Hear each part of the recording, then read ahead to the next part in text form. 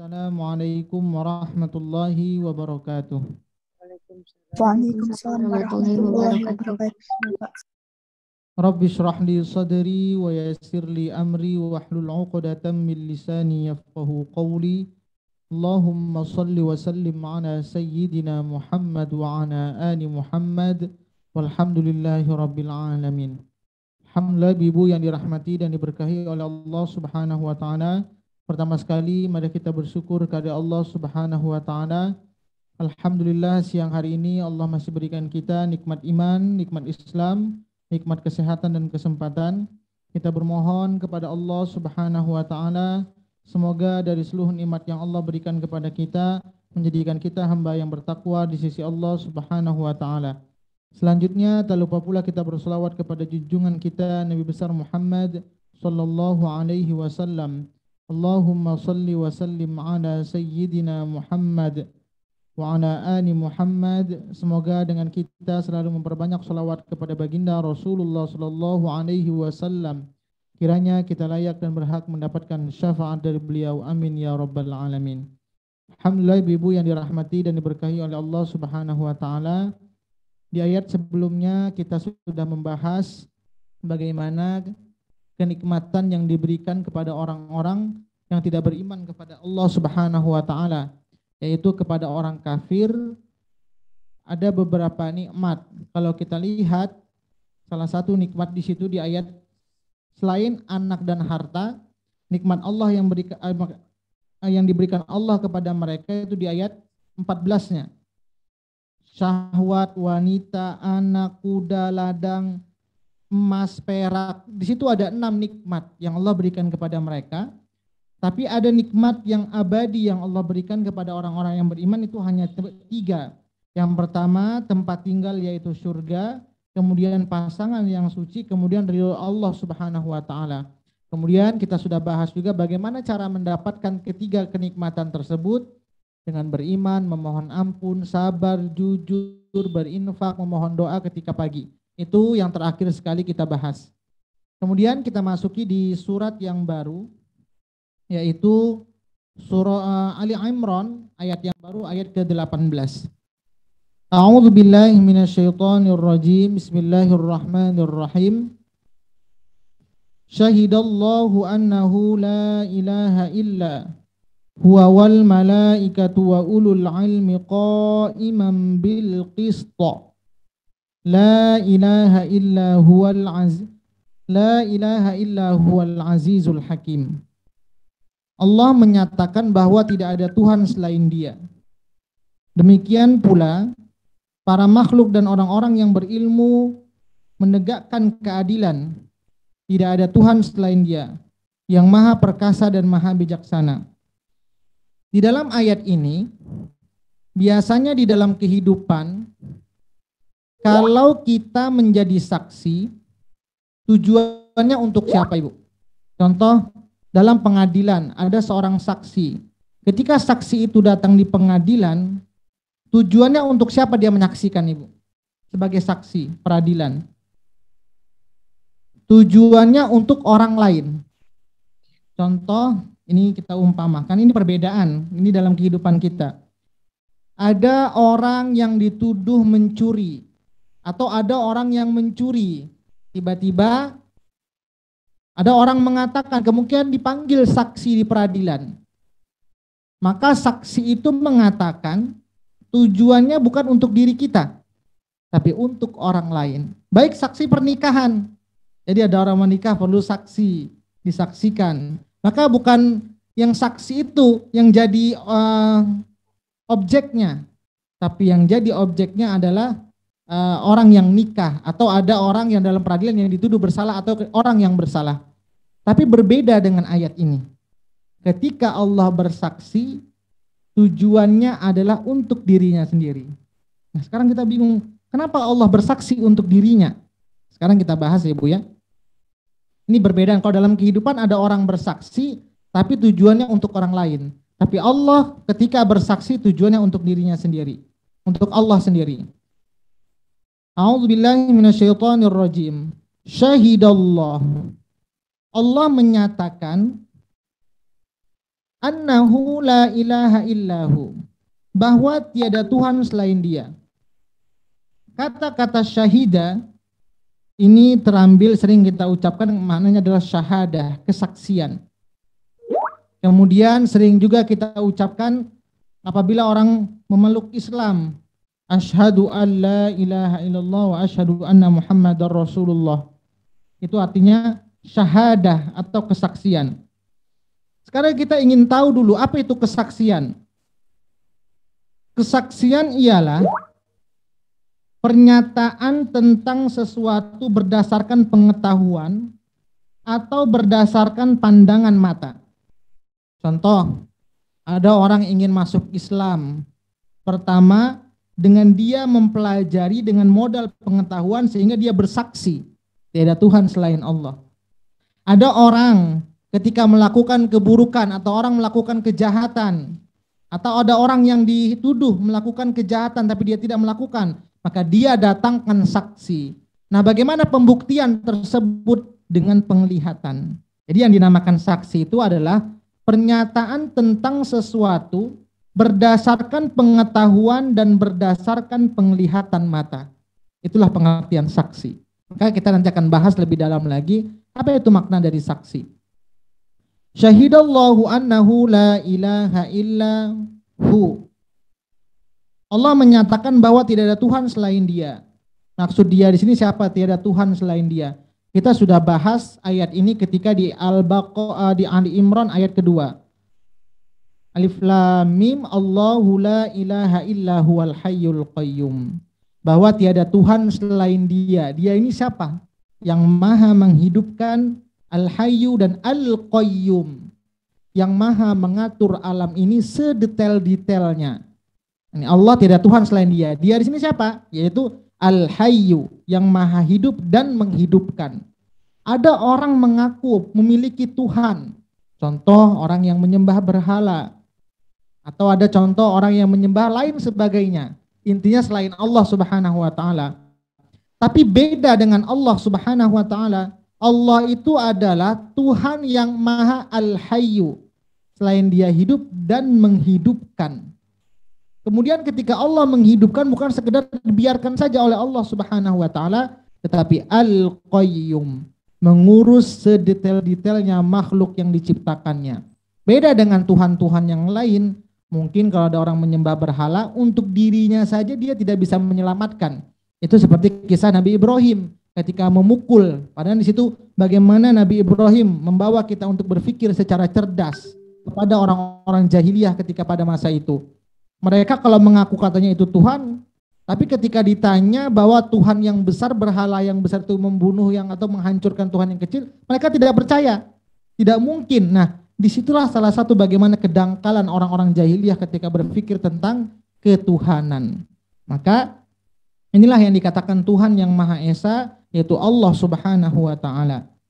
Kemudian ini dari segi makna Allahu la ilaha illahu. Adalah tiada Allah menyatakan bahwa tidak ada Tuhan selain Dia. Kemudian kenapa Allah bersaksi untuk dirinya, Ibu? Jadi kalau seandainya ada orang bertanya, untuk apa Allah bersaksi untuk dirinya sendiri? Salah satunya, Ibu, kalau dalam kehidupan, karena dalam kehidupan saya contohkan, kenapa meski Allah bersaksi untuk dirinya sendiri? Ada, ini saya secara logikanya biar ibu-ibu gampang memahami maksud dari kenapa Allah harus bersaksi untuk dirinya. Kenapa enggak orang yang bersaksi seperti manusia mengatakan bahwa Allah itu Maha Esa? Kenapa urutannya Allah dulu bersaksi untuk dirinya, baru malaikat, baru orang berilmu? Ya, salah satu contohnya, ada suatu kerajaan, ini supaya gampang memahami ayat ini. Ada suatu kerajaan. Kemudian atau ada suatu pemimpin. Kemudian pemimpin itu banyak pengikut. Atau seorang kerajaan banyak anggotanya. Anggota-anggota dari kerajaan tersebut. Nah, di dalam kepemimpinan pasti ada anggota yang mau ikut atas perintah pimpinan Dan ada juga anggota yang tidak mau, ada yang ikut, ada yang tidak mau ikut. Nah, bagaimana biasanya seorang pemimpin tersebut agar meyakinkan apa yang diperintahkan itu bisa dilaksanakan oleh bawahannya? Maka pemimpin itu harus bagaimana, ibu-ibu semuanya?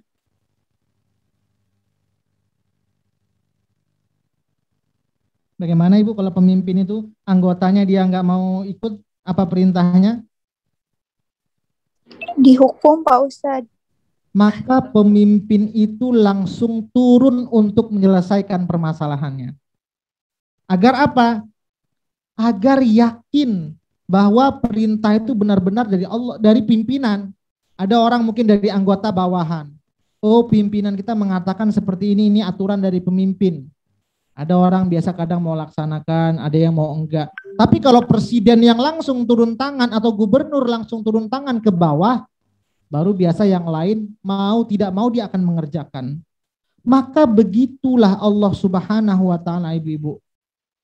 Kalau seandainya ada orang mungkin dari kita sendiri, saya ngajak orang bahwa saya sampaikan bahwa di dunia ini tidak ada Tuhan yang berhak disembah kecuali Allah Subhanahu wa taala. Mungkin di dalam kehidupan ada orang yang percaya, ada orang yang tidak percaya. Maka agar menguatkan lagi perkataan saya bahwa tiada Tuhan di muka bumi ini selain Allah Subhanahu wa taala, maka Allah sendiri yang mengatakan bahwa yang berhak disembah, yang Maha Esa, yang Maha hidup dan menghidupkan itu adalah saya. Itu kata Allah. Jadi inilah tujuannya kesaksian. Kalau malaikat bersaksi Allah itu Maha Esa, bagaimana salah satu buktinya? Dengan malaikat itu mematuhi segala perintahnya. Malaikat itu tidak pernah membangkang. Maka ini salah satu bukti kesaksian malaikat kepada keesaan Allah Subhanahu wa taala. Nah, bagaimana kemudian kalau kita bahas di sini, Allah menyatakan bahwa tiada Tuhan yang berhak disembah selain Dia. Demikian pula para malaikat. Jadi para malaikat itu juga bersaksi bahwa tiada Tuhan selain Allah Subhanahu wa taala yang berhak disembah. Salah satu bagaimana bukti kesaksian para malaikat, yaitu dengan mereka selalu tunduk menjalankan perintah Allah Subhanahu wa taala. Kemudian, siapa lagi yang biasanya mampu bersaksi bahwa tiada Tuhan selain Allah Subhanahu wa taala? Yaitu orang-orang yang diberikan ilmu. Maka salah satu tujuannya, ibu-ibu, kenapa kita harus belajar? Kenapa belajar itu harus sampai akhir hayat? Tujuannya adalah tidak lain dan tidak bukan untuk mengenal Allah Subhanahu wa taala. Itu tujuannya. Maka dengan kita mengenal Allah, dengan kita mencari ilmu, tidak lain tujuannya agar kita mengenal Allah Subhanahu wa taala. Kenapa ada kata-kata tentang keesaan ini, Bu? Apa kaitan dengan ayat sebelumnya? Jadi kalau korelasinya atau kalau dalam bahasa Arab itu munasabahnya, apa munasabah atau korelasi ayat ini dengan ayat sebelumnya? Di ayat sebelumnya Allah menceritakan bagaimana orang-orang kafir yang mendapatkan azab. Kemudian Allah berikan kepada mereka nikmat yang begitu banyak sekali. Akan tetapi dari sekian banyak nikmat yang Allah berikan kepada mereka, mereka juga tidak beriman kepada Allah Subhanahu wa taala. Kalaupun seandainya di dalam kehidupan orang-orang kafir itu diturunkan nabi bersama mereka, dibawakan risalah kitab hidup bersama mereka, baik kitab Taurat, Zabur, Injil, akan tetapi apa? Ada yang beriman, ada yang tidak beriman. Kalau seandainya mereka tidak percaya bahwa para nabi itu mengatakan Allah Maha Esa yang berhak disembah, ini langsung Allah sendiri yang turun tangan. Allah sendiri yang mengucapkan bahwa dirinya itu Maha Esa. Contoh, tadi kalau contoh pemimpin, ini contoh sederhana lagi.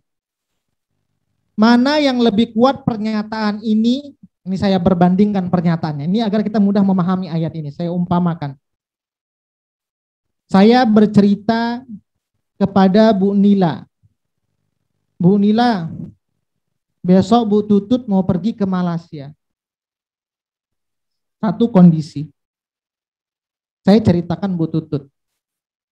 Atau dengan kondisi yang kedua, Bu Tututnya sendiri yang ngomong dan menunjukkan tiket. Bu Nila, kata Bu Tutut, saya besok akan pergi ke Malaysia. Mana yang lebih kuat, orangnya atau orang lain yang menceritakan? Orangnya Pak Ustadz. Dan begitulah Allah Subhanahu wa Ta'ala, kenapa Dia bersaksi untuk dirinya?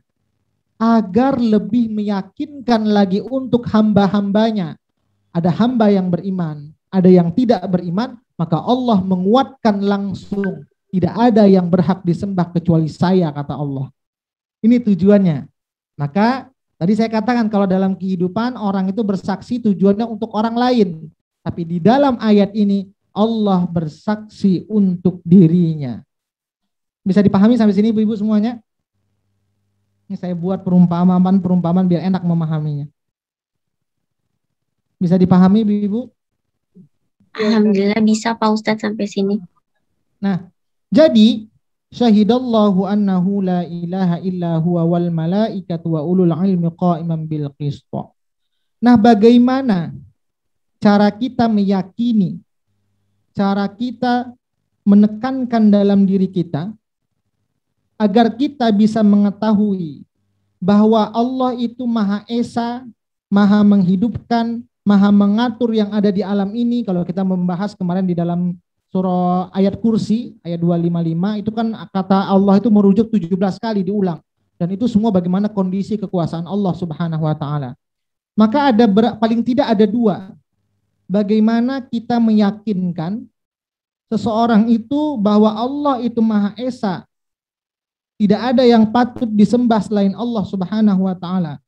Paling tidak ada dua. Yang pertama yaitu dari Al-Quran.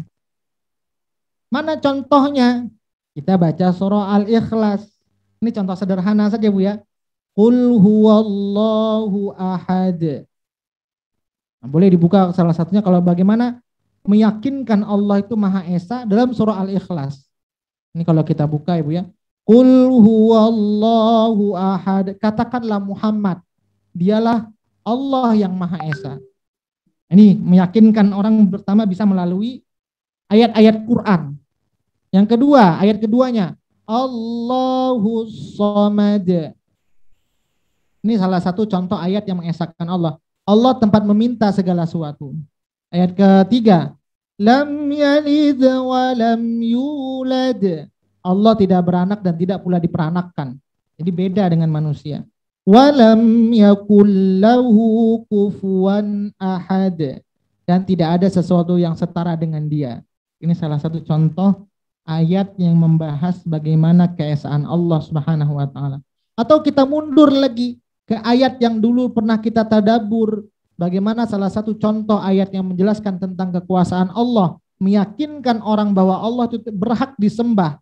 Tidak ada yang berhak disembah selain Allah Subhanahu wa Ta'ala. Dalam ayat kursi, kita buka lagi Al-Baqarah 255. Di dalam ayat ini 17 kali bagaimana Allah menjelaskan Allah itu benar-benar Maha Kuasa. Bagaimana kekuasaan Allah dalam ayat kursi ini? Allahu la ilaha illa. Saya baca jamnya saja. Allah yang pertama ini subjeknya. Kemudian kita pernah belajar istilah kalau dalam tajwid domir. Kata ganti dalam ayat berikutnya nggak disebutkan oleh Allah. Allahnya hanya sebagai yang di awal. Berikutnya dengarkan domir. Hu. Nah itu maksudnya dia. Siapa itu? Dia Allah. Tidak ada Tuhan selain dia. Yang maha menghidupkan. Yang terus mengurus makhluknya. Tidak berhenti. Bukan sekedar menciptakan saja. Tapi diurus makhluknya. Tidak mengantuk. Kemudian tidak tidur.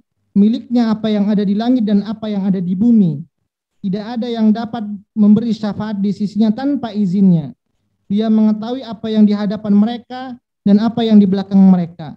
Dan mereka tidak mengetahui sesuatu tentang ilmunya, melainkan apa yang dikehendakinya. Kursinya meliputi langit dan bumi dan dia tidak merasa berat memelihara keduanya. Jadi Allah tuh nggak merasa berat ngurusin langit dan bumi ini. Kadang kita kerja ya Bu ya. Kerjaan rumah atau kerja apapun, Terkadang kita merasa capek, merasa letih, merasa berat, tapi Allah mengurus makhluknya, mengurus dunia dan seisinya. Tidak ada merasa berat sedikit pun bagi Allah Subhanahu wa taala. Kemudian dan Dia Maha tinggi dan Maha besar. Inilah salah satu ayat-ayat yang membahas tentang bagaimana keesaan Allah Subhanahu wa taala. Yang pertama dari ayat Quran. Yang kedua, bagaimana meyakinkan seseorang lagi tentang keesaan Allah, bahwa tidak ada yang berhak disembah di dunia ini kecuali Allah Subhanahu wa taala, yaitu dari ciptaannya yang ada di alam ini. Contoh menciptakan manusia dari rahim, menciptakan gunung, menciptakan bumi, menciptakan langit. Jadi kalau seandainya ada orang yang menyembah berhala, disuruh Tuhan berhala itu membuat langit, tidak akan mungkin. Disuruh Tuhan berhala itu untuk menyelamatkan dirinya saja, tidak akan mungkin. Maka salah satunya dengan ciptaannya yang ada di alam ini. Ini salah satu bagaimana menjelaskan tentang keesaan Allah Subhanahu wa taala. Paling tidak jalannya ada dua. Yang pertama dari ayat Quran, yang kedua dari ciptaannya. Nah, itu tentang kesaksian. Maka ibu-ibu, bagaimana juga di tadi kita kembali ke Ali Imran ayat ke-18. Syahidallahu annahu la ilaha illahu. Allah menyatakan bahwa tidak ada Tuhan selain Dia. Kemudian tingkatannya Allah sendiri, kalau Allah sudah pasti. Yang kedua tingkatannya wal malaikah wa ulul ilm. Yang kedua malaikat bersaksi. Bagaimana salah satu bukti kesaksian malaikat kepada Allah? Malaikat itu selalu patuh terhadap perintah Allah Subhanahu wa taala. Yang kedua wa ulul ilmi, dan orang-orang yang berilmu. Maka ini derajatnya orang-orang berilmu ini didekatkan dengan malaikat dan didekatkan dengan Allah. Maka kalau kita melihat Bu ya, dalam surah Al-Mujadalah itu ayat 11, salah satu kenapa orang yang berilmu itu diangkatkan derajatnya di sisi Allah, karena memang dalam ayat ini orang yang berilmu itu dekat dengan Allah dan dekat dengan malaikat. Maka jangan pernah ibu-ibu semuanya berhenti untuk selalu menuntut ilmu. Kemudian kalau malaikat oke, sama semuanya patuh. Yang jadi masalah ini wa ulul ilmi. Nah, orang-orang yang berilmu ini tingkat kesaksiannya, tingkat kepercayaannya kepada Allah itu berbeda-beda. Bagaimana? Kenapa dia dikatakan berbeda-beda? Tergantung keilmuannya. Semakin tinggi keilmuannya, akan semakin tinggi kesaksian kepada Allah Subhanahu wa taala. Ada orang yang gak menuntut ilmu, gak mau belajar, maka semakin rendah kualitas kesaksiannya kepada Allah Subhanahu wa taala. Salah satunya mungkin orang gak mau percayai Tuhan karena dia gak mau mencari, membelajar tentang bagaimana kuasa alam, bagaimana kehebatan Allah, bagaimana mendalami Quran ini. Ini sehingga semakin sedikit ilmunya, maka semakin sedikit kesaksiannya tentang Allah Subhanahu wa taala. Maka tujuan kita kenapa kita terus menambah ilmu?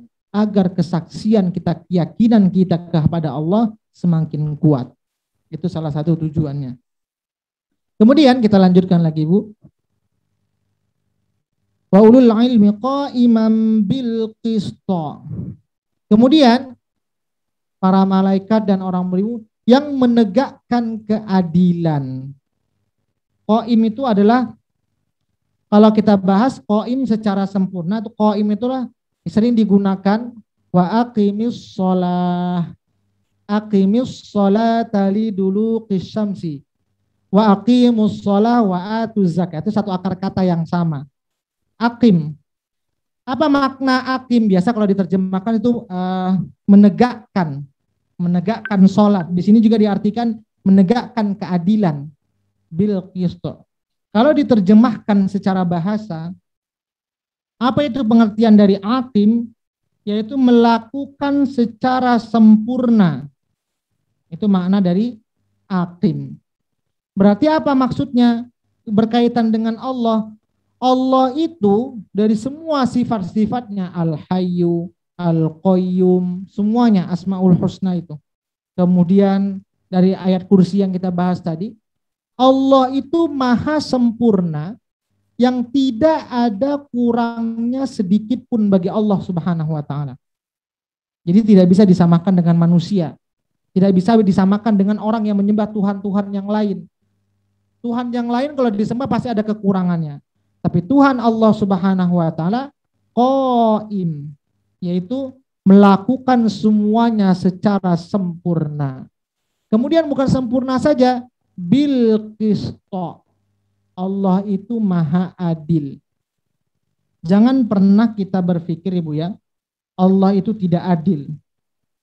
Kadang orang sering terkadang dalam besit pikirannya, Allah itu tidak adil. Kenapa dia kaya? Kenapa ada yang miskin? Sebenarnya Allah adil Ibu. Ada orang yang mungkin diberikan kekayaan, tapi dia tidak sehat. Sehingga harta kekayaannya habis untuk berobat. Ada orang yang miskin, tapi diberikan kesehatan. Jadi sebenarnya Allah itu memberikan kepada hambanya sesuai dengan kadar kemampuan dari hambanya. Ini kita sudah bahas juga di akhir surah Al-Baqarah. Contoh, seorang dokter ketika menangani pasien yang banyak berbagai macam penyakit, tidak mungkin dia memberikan obat dan kadar obatnya yang sama. Ada orang datang sakit pusing kepala. Ada orang datang batuk-batuk. Ada orang badannya panas. Tidak obatnya diberikan sama dan kadarnya sama. Tergantung bagaimana orang tersebut. Mungkin dilihat dari usianya, dilihat dari penyakitnya. Nah, itu ketika dokter memberikan sesuai dengan kadarnya itu sebenarnya dikatakan adil. Kalau seandainya dokter memberikan, wah ini obatnya sama 5 obat batuk sama obat sakit perut, apa semua disamakan obat pusing, itu pertanda sebenarnya dia tidak adil. Maka keadilan itu tidak bisa kita samakan yang namanya sama. Keadilan itu tergantung bagaimana keperluan dan kebutuhannya. Maka begitulah Allah Subhanahu wa taala ketika memberikan kepada hambanya itu adalah seadil-adilnya. Jadi jangan pernah berpikir kita, wah ada orang kaya kita juga tidak nyaman, wah ada orang seperti ini. Allah semua maha adil ketika memberikan hak-hak terhadap hamba-hambanya. Kemudian la ilaha illa huwal azizul hakim. Allah kuatkan lagi Bu. Tadi padahal di awal tadi la ilaha illahu. Allah ulang lagi. La ilaha illahu. Tidak ada Tuhan yang berhak disembah selain Dia. Kenapa diulang lagi? Di dalam kaidah ilmu ulumul Quran sama seperti fabi ayyi ala rabbikuma tukadziban. Kenapa Allah ulang sampai berkali-kali?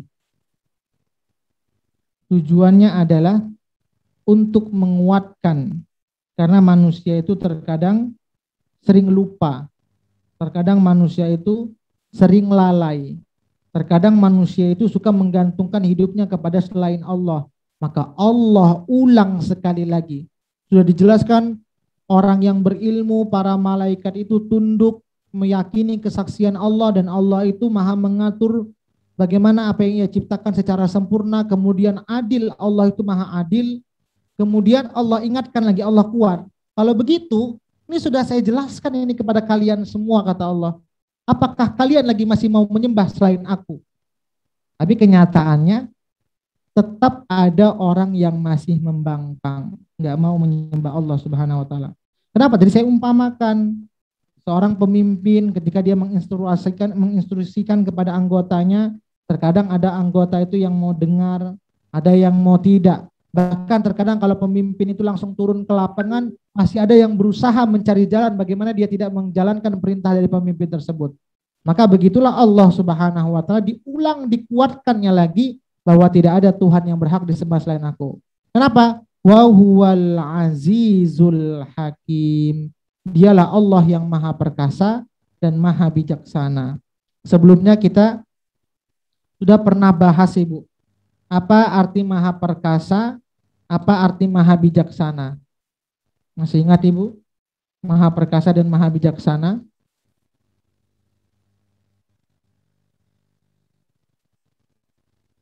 Ada yang ingat Ibu?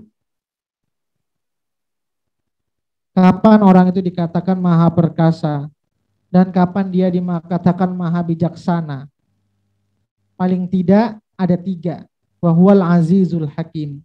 Yang pertama di sini Allah Al-Aziz, jarang tidak ada sepertinya. Jadi dikatakan orang itu perkasa, paling tidak Al-Aziz perkasa, jarang ada orang sepertinya. Mungkin pemimpin, dia jarang ada orang yang punya. Gubernur itu jabatan yang jarang. Presiden itu jarang, jabatan yang jarang. Tidak semua orang bisa jadi presiden. Tidak ada orang semua bisa jadi gubernur. Maka jarang orang sepertinya. Itu yang Maha Aziz. Yang kedua, orang itu dibutuhkan.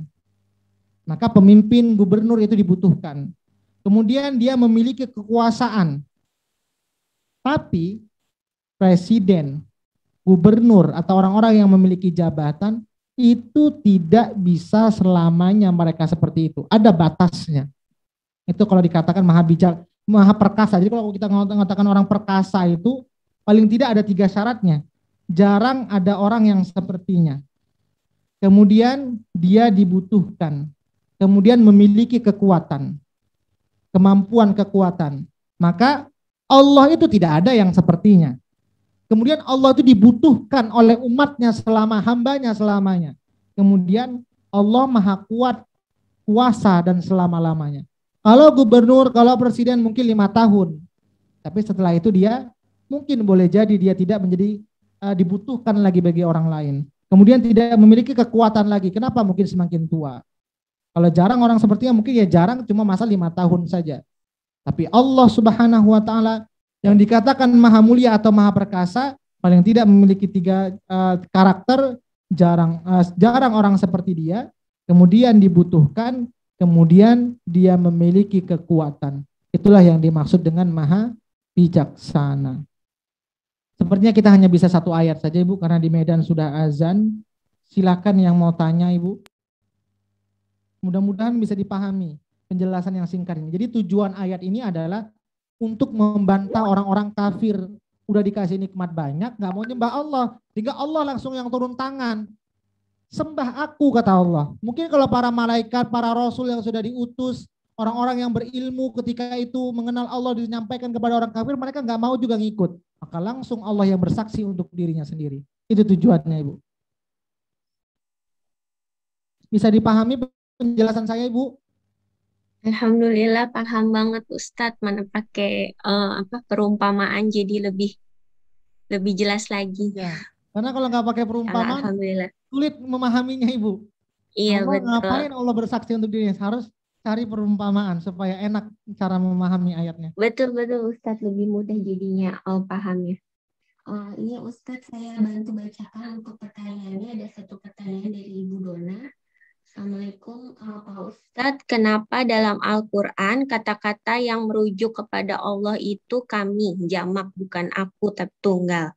Dan kalau kita kesal dengan anak lalu menyebut astagfirullah dengan nada kesal, apakah berdosa? Iya. Silakan Pak Ustadz. Merujuk kepada Allah itu kami atau jamak. Ya, ini sebenarnya tergantung konteksnya Ibu. Kalau nanti tujuannya untuk banyak, contoh Allah ceritakan untuk hambanya, maka menggunakan konteksnya kami. Tapi ketika Allah menciptakan alam, Allah nggak gunakan bahasanya kami. Tergantung konteksnya, menceritakan kekuasaannya saya sendiri. Kalau ada orang yang terlibat kepada malaikat atau manusia, maka Allah menggunakan bahasanya kami. Contoh inna nahnu nazzalna dzikra wa inna lahu lahafidz. Itu contoh Quran. Sesungguhnya kami yang menurunkan Quran. Kenapa enggak saya, kata Allah? Karena ada orang yang terlibat di samping Allah. Malaikat yang menurunkan Quran. Kemudian manusia yang memelihara Quran. Tapi ketika Allah menceritakan kekuasaannya tidak ada yang mampu seperti dia, Allah menggunakannya aku. Ayat kursi. Allahu la ilaha, tidak ada bahasanya kami, tidak ada bahasanya. Hanya tok Allah saja. Karena nggak ada yang mampu manusia tidak tidur selamanya.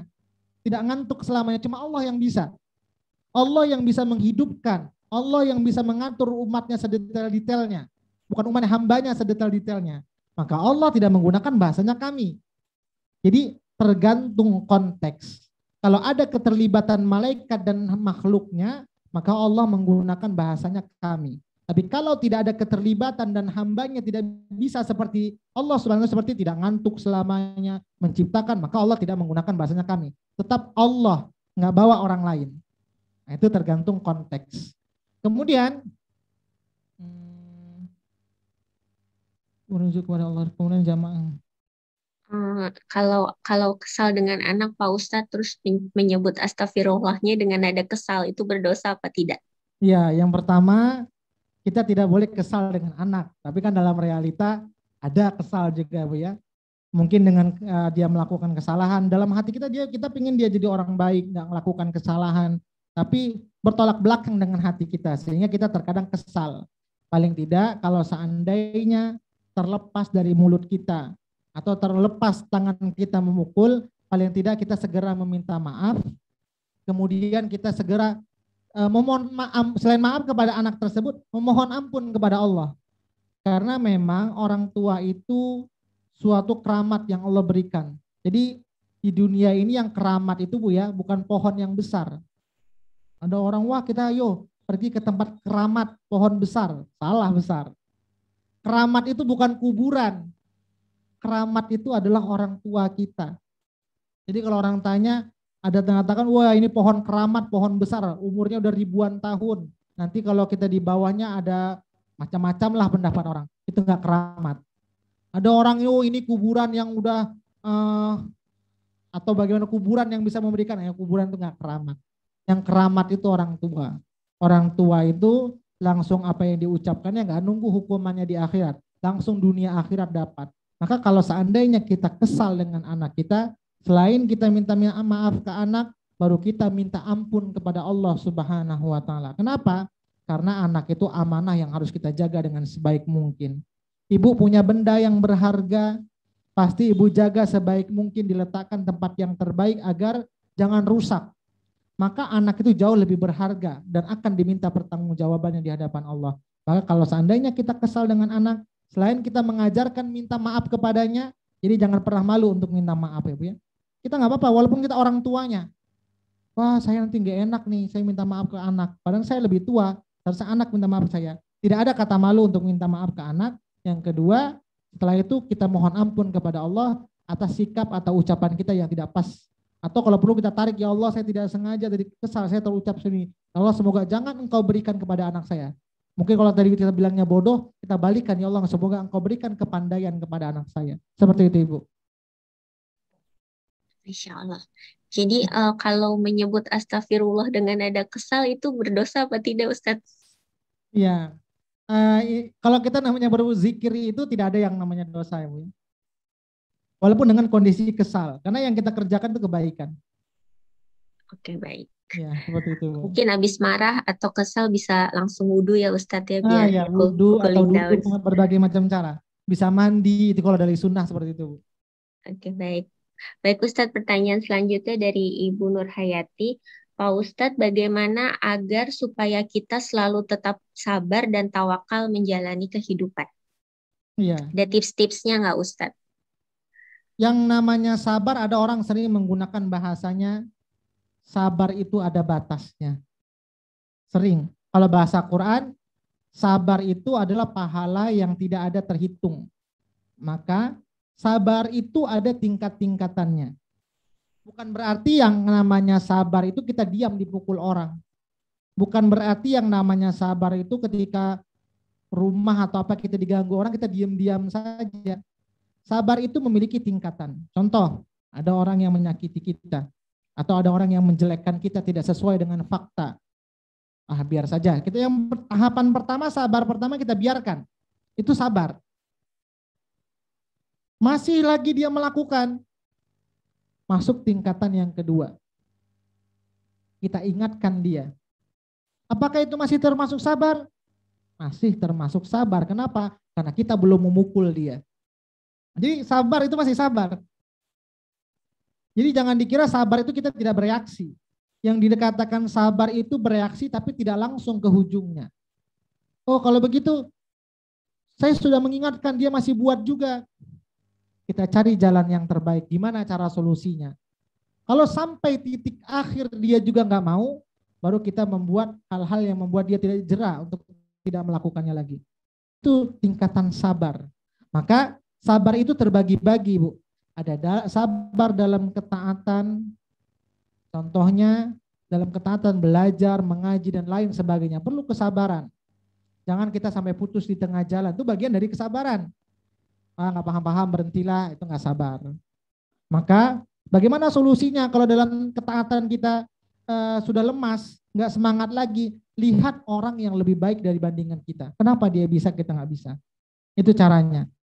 Maka tingkatannya bagaimana? Pelajari pelan-pelan bagaimana dia bisa menjadi orang soleh, menjadi orang yang berilmu. Sehingga ada tingkatan-tingkatan dalam hal belajar.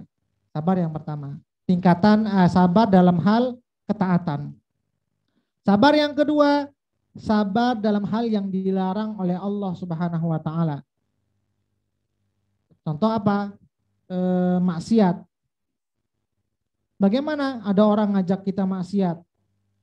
Ada orang ngajak kita maksiat. Ini kita mungkin selama ini hidup kita, contoh ya Bu ya, ada orang yang hidupnya masih berbau dalam kesan maksiat.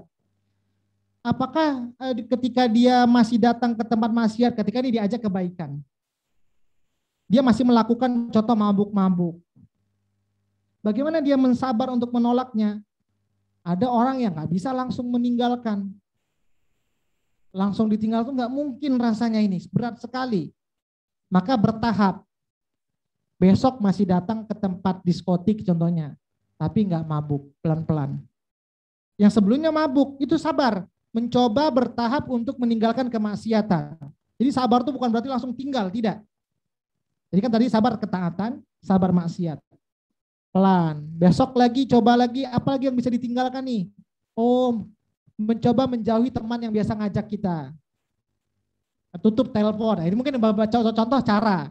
Ketika dia ngajak kita nggak usah angkat teleponnya. Cara berikutnya, apalagi hilangkan dari pikiran kita yang selama ini keburukan kita lakukan.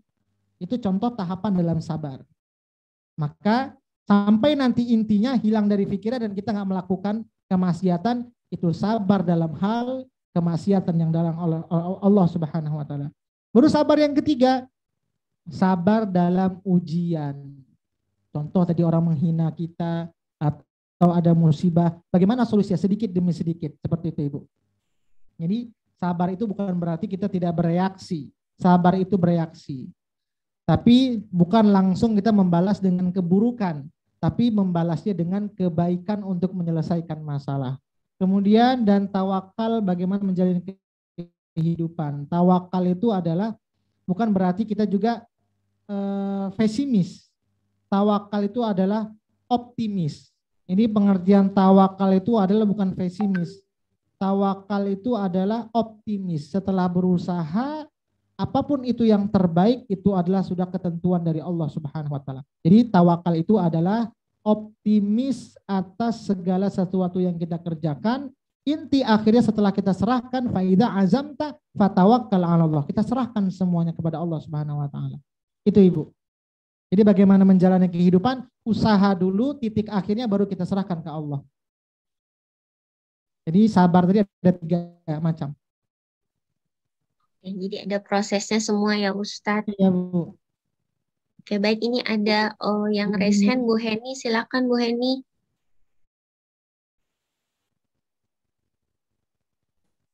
Bu Heni. Iya, terima kasih Mbak Tutut.